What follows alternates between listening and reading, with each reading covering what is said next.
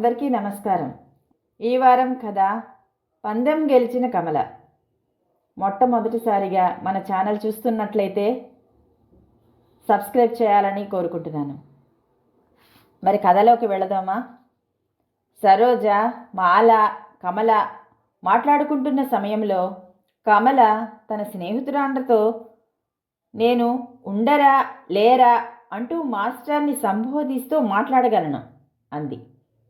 వాళ్ళు ఆశ్చర్యపోయి, నువ్వు నిజంగా అలాగ సంబోధిస్తే మేము చెరొక 5 రూపాయలు నీకు ఇస్తాం.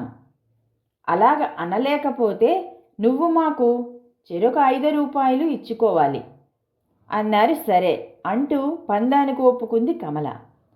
మర్నాడు క్లాసులో మాస్టర్ గారు నోట్స్ చెబుతూ ఉంటే మధ్యలో కమల, మాస్టారు ఉండరా అంది. తను జోరుగా చెబుతూ ఉంటే రాసుకోలేకుండా ఉంది అనుకొని మాస్టర్ గారు కొంతసేపు ఆగి మళ్ళీ చెప్పారు. తరువాత మాస్టారు బోర్డు మీద రాస్తూ ఉంటే కమల, మాస్టారు లేరా అంది.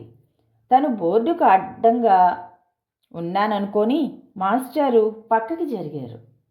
బడి విడిచిపెట్టిన వెంటనే కమల, విన్నారు కదా, మాస్టారు ఉండరా అన్నాను, మాస్టారు లేరా అన్నాను, తెండి పందెం సొమ్ము అని వారిద్దరి వద్ద నుండి చెరుకు 5 రూపాయలు తీసుకుంది.